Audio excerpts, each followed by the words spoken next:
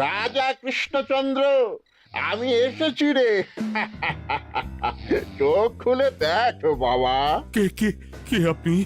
আমি স্বামী খটখটানন্দ। আমি জানতে পেরেছি তোর মনে সুখ নেই, তাই তো সেই সুদূর হিমালয় থেকে ছুটে এলাম। ও, আপনি কি করে জানলেন সাধু বাবা? ওরে পাগল ছেলের কথা শোনো। সন্তানের মনের কথা যদি জানতেই না পারি, তাহলে কিসের তপস্যা আর কিসের ধ্যান? কি জেনেছেন সাধু বাবা? 3 দিন ধরে মনে কোনো সুখ খুঁজে পাচ্ছি না। নানান রকম চিন্তায় জর্জরিত হয়ে রয়েছি। তার মধ্যে আজ 3 দিন হলো রানী বাপের বাড়ি গিয়ে রয়েছে। সুখ কি তোর একার? এই মায়ার সংসারে সুখ খুঁজে পাবি কি করে? তোর যে তপস্যার সময় হয়েছে বাবা। শোন, এই পাথরটা ধর। আমি যোগ বলে এই মন্ত্রপুত পাথর পেয়েছি। কাল পূর্ব দিকের নদীর পারে এই মন্ত্রপুত পাথর স্থাপন করবি। আমি চাই তুই নিজে এই পাথরের আরাধনা করিস। তাই ওইখানে এক কুটির বানিয়ে তুই একা থাকবি। একা? আর রানী? সংসারে দুঃখ ছাড়া আর কিছুই নেই। তোর আসলে সুখ লুকিয়ে আছে ওই মন্ত্রপুত পাথরে। এই পাথর তোর মনে সুখ ফিরিয়ে আনবে আর এই গোটা রাজ্যে শান্তি বজায় রাখবে। ঠিক আছে বাবা।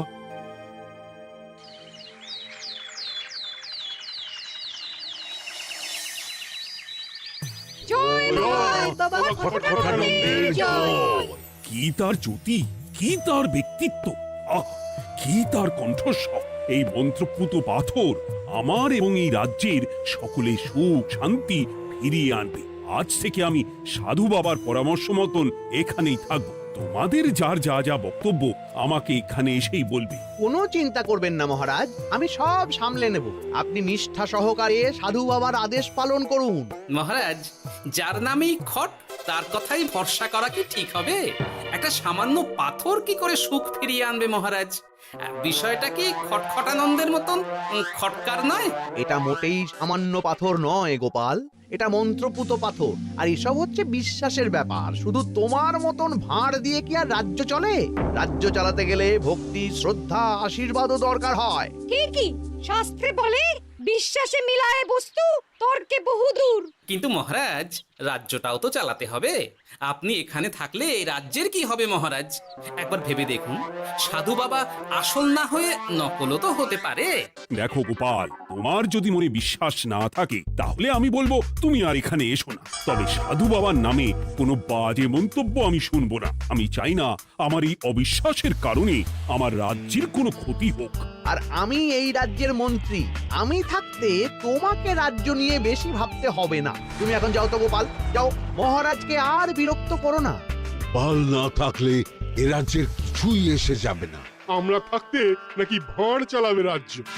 আচ্ছা, ঠিক আছে, দেখা যাক। তাহলে আসি মহারাজ। হ্যাঁ হ্যাঁ, এসো এসো।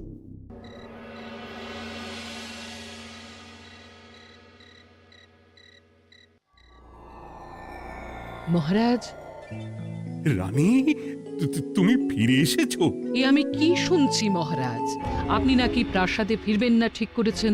হ্যাঁ রানী, তুমি ঠিকই শুনেছো। আমি আর প্রাসাদে ফিরবো না। আমি এখানে থেকে ওই মন্ত্রপুত পাথরের আরাধনা করব। কে না কে এসে আপনাকে বলল আর আপনি প্রাসাদ ছেড়ে এই কুটিরে থাকবেন? আপনার শরীর খারাপ করবে মহারাজ। আপনি ফিরে চলুন। কে না কে নয় রানী, স্বামী খটখটানন্দ খুব বড় সাধু। উনি যোগ বলে আমার দুঃখের কথা জানতে পেরে সেই হিমালয় থেকে ছুটে এসেছেন আমাকে ওই পাথর দিতে। তুমি আমায় ফিরতে জোর করো না রানী। আর আপনার রাজ্য, আপনার প্রজারা, তাদের কি হবে মহারাজ? সে নিয়ে তুমি ভেবো না রানী। আমি এখানে বসেই মন্ত্রীকে দিয়ে সবটা সামলে নেব। তাহলে আমিও আপনার সাথে এখানে থাকবো। আপনাকে ছাড়া আমি প্রাসাদে ফিরবো না। তা হয় না রানী। সাধু বাবা আমাকে একা থাকতে বলেছেন। এসব ধ্যান, যোগ, আরাধনা একা করতে হয়। গোপাল সবটা জানে মহারাজ। আমার সামনে ওর নাম করবে না রানী। গোপালের কত বড় সাহস তুমি ভাবো একবার। ও বলে সাধু বাবা ভণ্ডও হতে পারে। আমার তখন ইচ্ছা করছিল ওর মাথার যে কটা চুল আছে সেটাও ছিঁড়ে নিতে। না না, আমি আর গোপালের মুখ দেখতে চাই না। আপনি উত্তেজিত হবেন না মহারাজ, আপনি বিশ্রাম করুন, আমি আবার কাল আসবো।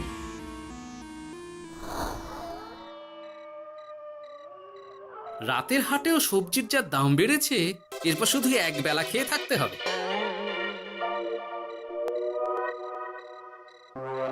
কি হে ভোলা, বাড়ি না গিয়ে এখানে বসে আছো কেন? দুঃখের কথা কি আর বলবো তোমায় গোপাল দাদা।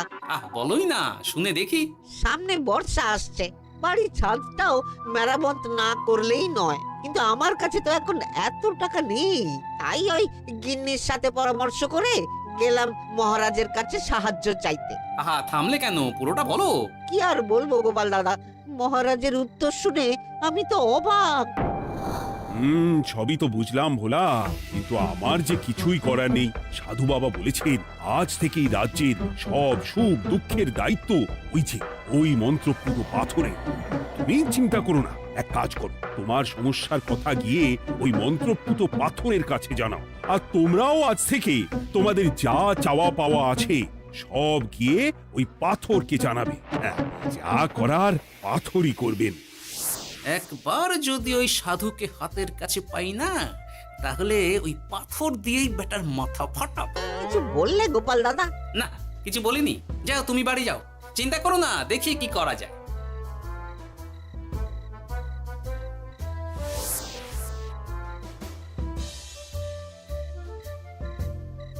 কি ব্যাপার, এত রাতে বটা ঘটা মন্ত্রীর বাড়িতে কি করছিল? কি বটা ঘটা, আজকে মন্ত্রী মশাইয়ের বাড়ি খাওয়া দাওয়া ছিল? খাওয়া ছাড়া কি অন্য কিছু আসে না তোমার মাথায়? চ চ চ, আমাদের অনেক কাজ আছে, চ। আরে এত তাড়া কিসের? বাবা, বটা ঘটার এত কি গুরুত্বপূর্ণ কাজ যে একেবারে ছুটে পালালো? না, ব্যাপারটা তো সুবিধের ঠেকছে না।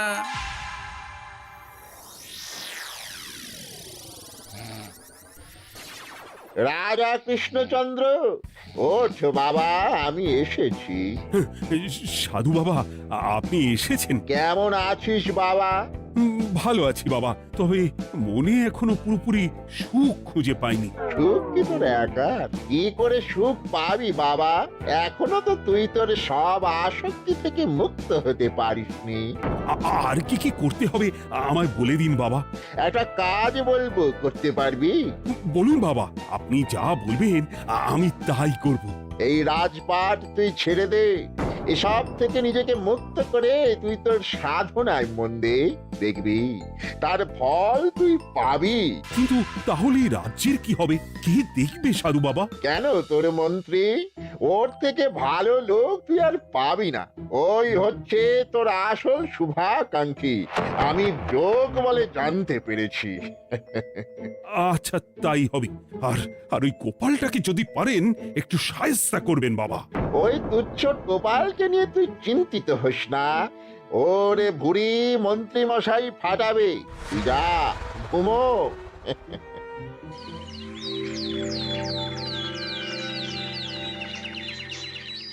শোনো শোনো শোনো, আজ থেকে মহারাজ কৃষ্ণচন্দ্রের আদেশে এই রাজ্যের ভার এই রাজ্যের মন্ত্রীর। আর মহারাজ নিজে তার কুটিরে নিরিবিলিতে থাকতে চাইছেন। উনি চান না কেউ ওনাকে বিরক্ত করুক। তাই আজ থেকে যার যা সমস্যা সবাই মন্ত্রী মশাইকে জানাবে। মন্ত্রী মশাই যাকে যা বলবেন তাকে তাই শুনতে হবে। শোনো শোনো শোনো। না, মহারাজকে থামাতেই হবে, না হলে বড় বিপদ হয়ে যাবে। যাই।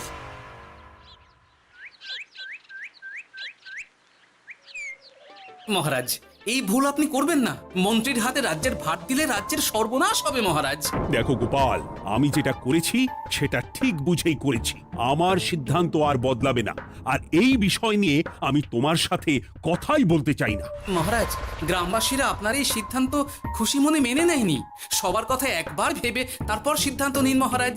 একজন বাইরের লোকের কথায় কোনো সিদ্ধান্ত নেবেন না দয়া করে। গোপাল, তুমি যদি সাধু বাবার সিদ্ধান্তে প্রশ্ন তোলার চেষ্টা করো তাহলে আমি বাধ্য হব মন্ত্রীকে বলে এই রাজ্য থেকে তোমায় বিতাড়িত করতে। একজন সেই হিমালয় থেকে আমাদের উপকার করতে এলো আর তুমি তার বিরুদ্ধেই কথা বলছো। ছি ছি গোপাল, ছি। মজা কি মজা, শুধু মুদ্রা, শুধু মোহর, যেদিকে তাকাবো শুধু সোনার মোহর আর সোনার মোহর। তুমি কি পাগল হয়ে গেলে? এখন হইনি গিন্নি, তবে এবার সত্যি সত্যি হয়ে যাব। এত সোনার মোহর একসাথে হাতে পেলে কেউ কি সুস্থ থাকতে পারে? আর বেশি দিন বাকি নেই যখন কৃষ্ণনগরের কোষাগারের মালিক হব আমি। আর মহারাজকে ছেড়ে দেবেন? চিন্তা নেই, মহারাজ কিছুই করতে পারবেন না। তিনি এখন সাধু বাবার আদেশে পাথরের আরাধনায় ব্যস্ত। আর প্রহরীরা, তারা কিছু বলবে না? প্রহরীরা তো এখন আমার গোলাম। মন্ত্রীমশাই, আমরা এসেছি। ওই তো ওরা চলে এসেছে। ওরা কি করবে? ওরাই তো কোষাগার লুট করতে আমায় সাহায্য করবে। রাজকোষাগার হবে শুধু আমার, আমার, আমার।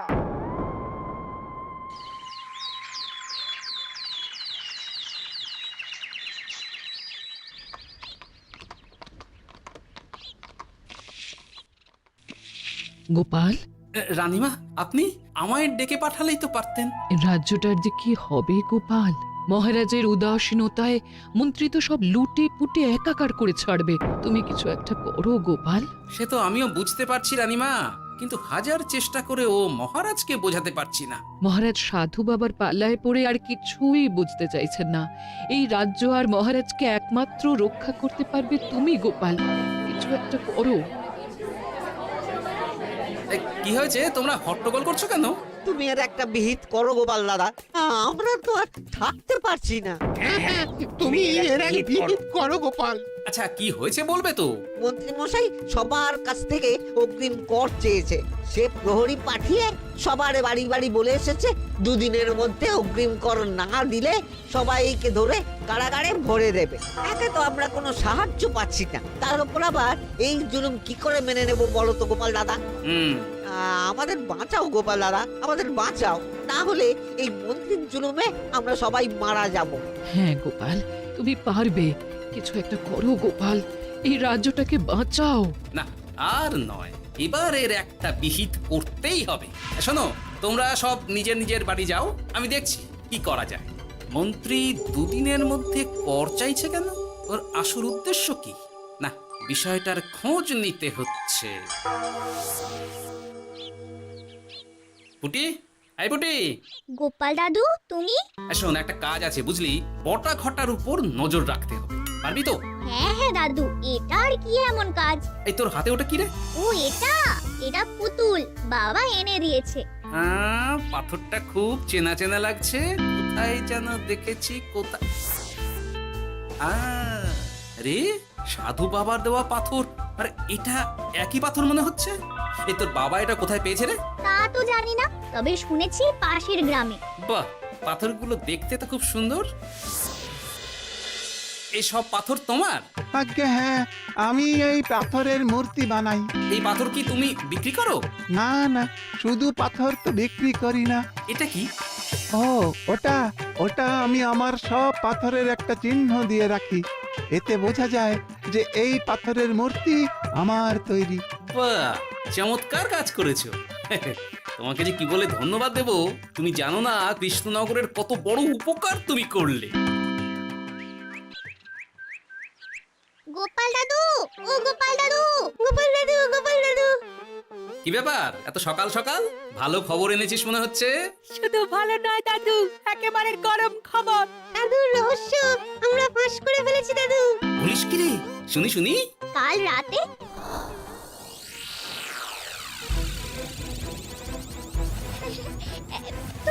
এত সোনা, এত মোহর আমি একসাথে কোনোদিন দেখিনি।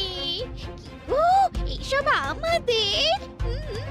হ্যাঁ গিন্নি, হ্যাঁ, এই সব আমাদের, সব।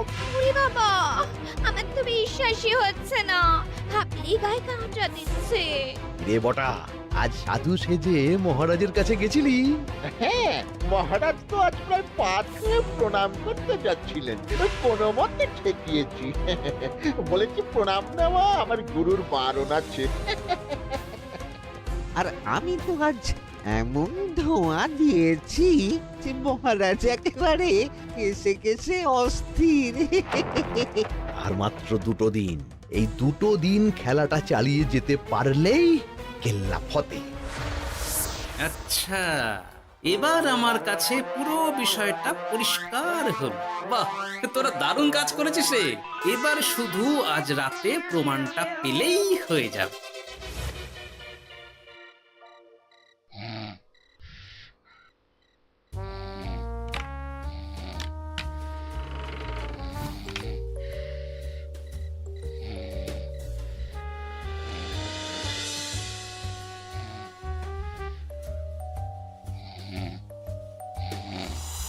এই তো একে একে 2 মিলে যাচ্ছে।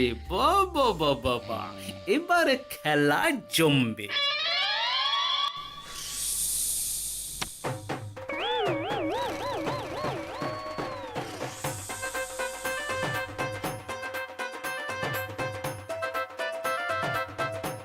এই ঘটা ঘটা রে, এই ঘরে এত ধোঁয়া এলো কি করে রে?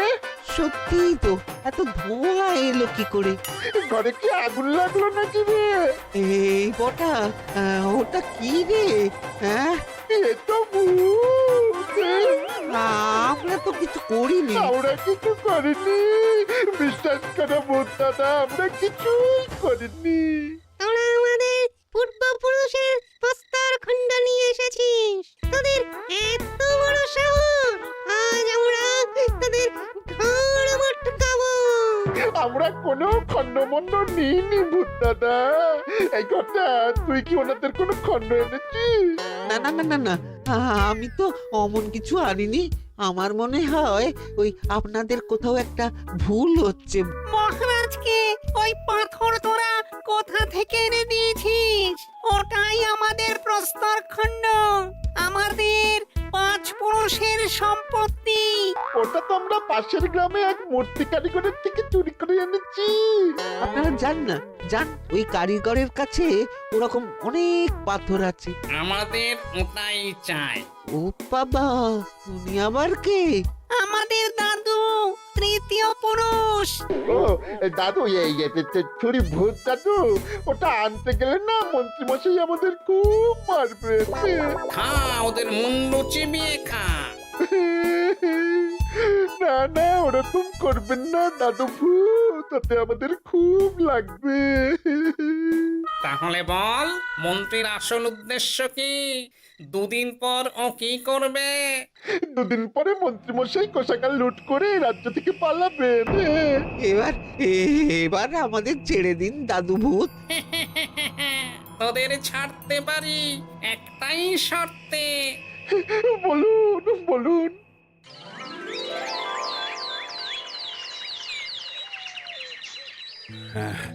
রাজ্যের পরিস্থিতি কি? প্রজারা সবাই ভালো আছে তো?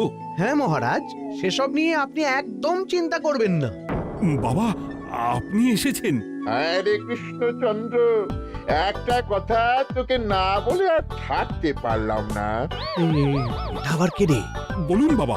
এই মন্ত্রীকে এই রাজ্যের দায়িত্ব দিতে বলে আমি বড় ভুল করেছিলাম। আসলে এই মন্ত্রী হচ্ছে চোর। ও তোর কোষাগার ফাঁকা করে পালাবার মতলব করেছে। কি বলছেন বাবা? মন্ত্রী, উনি যা বলছেন সব সত্যি? না না মহারাজ, এই বটা কি হচ্ছে কি? বটা? তো তুমি সাধু বাবাকে বটা বলে ডাকছো কেন? আমি বলি কি বাবা, এই মন্ত্রীকে তুই শুলে দে। বটা, তুই থামবি? আমার খেয়ে আমায় ছুরি মারা? ওর কথা আপনি বিশ্বাস করবেন না মহারাজ। ও সাধু নয়, ও ভণ্ড। মানেটা কি? মন্ত্রীমশাই ঠিকই বলছেন মহারাজ। ও সাধু নয়, ও কৃষ্ণনগরের বটা। এসব আপনার আদরের মন্ত্রীর কাজ মহারাজ। মন্ত্রী আপনার রাজ্য লুট করার মতলব করেছে, তাই বটাকে সাধু সাজিয়ে আপনার মন জয় করে প্রথমে আপনাকে প্রাসাদ থেকে তাড়িয়েছে, তারপর রাজ্যপাট নিজের হাতে নিয়ে কোষাগার হাতিয়েছে। আর এই পাথর কিসের গোপাল? পাথর? পাথর এই কারিগরের মহারাজ। উনি পাশের গ্রামে এই পাথর দিয়ে মূর্তি গড়েন। মন্ত্রী বটাকে দিয়ে এই পাথর চুরি করিয়েছে।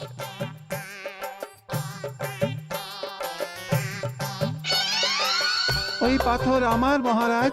আমি তোমায় ছাড়বো না মন্ত্রী, তোমায় আমি শুলে দেব। প্রহরী, প্রহরী! কেউ আসবে না মহারাজ।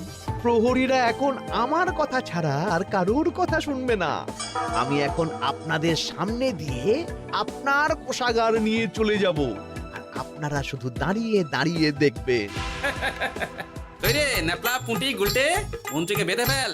এত সোজা নয় গোপাল, দেখবে? প্রহরী, প্রহরী! চেঁচান চেঁচান, আরো জোরে চেঁচান, কিন্তু ফল হবে না। আপনার প্রহরীরা সব গ্রামবাসীর হাতে বন্দী। আমায় ছেড়ে দিন মহারাজ, আমার ভুল হয়ে গেছে। এমন ভুল আমি আর করবো না মহারাজ, আমায় ছেড়ে দিন। ছেড়ে দেব? তোমার ব্যবস্থা আমি করছি। কিন্তু গোপাল, আমার মনের সুখের কি হবে? আমি কি আর সুখী হতে পারবো না? কেন পারবেন না মহারাজ? রাজার আসল সুখ তো তার প্রজার সুখে। একদম ঠিক কথা বলেছে গোপাল। প্রজার সুখেই রাজার সুখ। ঠিক গোপাল, ঠিক। তুমি না থাকলে যে আমার কি হতো? জয় গোপালের জয়! জয় গোপালের জয়! হাসির রাজা, জ্ঞানের রাজা, রসিক রাজা, গোপাল ভাঁড়।